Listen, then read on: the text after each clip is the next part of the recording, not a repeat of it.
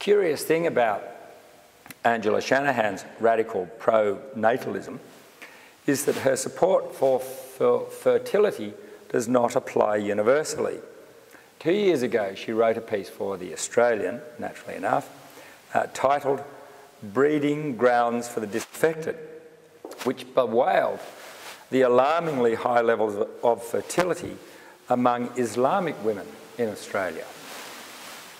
Compared to a fertility rate of 1.7 for all Australian women, she pointed out, Islamic women breed at a rate of 2.68. She added, aside from Pentecostalist Christians, no other single religious group has as many children. In passing, she made the peculiar observation that, quote, people who have children will be more numerous in the future than those who don't. I think that's only true if you clone yourself. Now, understandably, Shanahan doesn't follow through on her argument and propose a solution to this problem of excessive Islamic fertility. And as she strongly opposed and has attacked the pill as a blight on women, the only solution is to encourage Christians to breed faster still. That's what she'd like to see, a new race of fast breeder Christians. Incidentally, Shanahan herself is doing her best to tip the scales in the right direction, as she rarely fails to point out whenever she gets near a microphone, she is the mother of 9 children. In an article in The Spectator, the London conservative magazine, titled "How I Had 9 Babies," Angela reported on how Italian customs officials had shouted "Bravo" when they discovered the size of her brood. The tagline for this piece in The Spectator read, "Angela Shanahan says the secret of fecundity is a dutiful husband."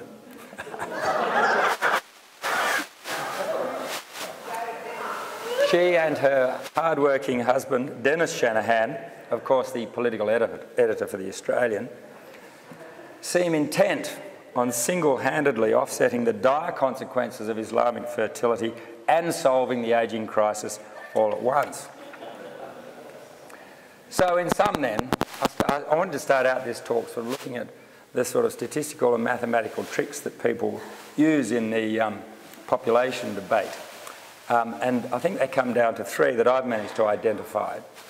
The first is what I call the per capita absolute fallacy, whereby you're free to select per capita figures or absolute figures depending on which gives you the answer you want. The second trick is the what I call the incomplete specification model, whereby if the influence of one factor in a statistical relationship is politically awkward, then you should feel free just to leave it out.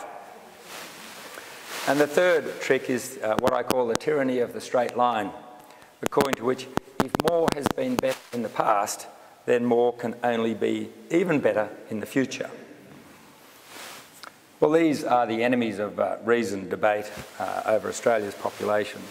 They are formidable psychological hurdles to be overcome.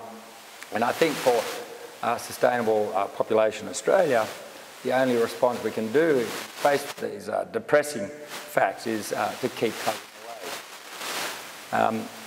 In order to cheer us up at the end, I'll just quote from John Howard, who in 1986, when he was in the political doldrums, famously said, "The times will suit me."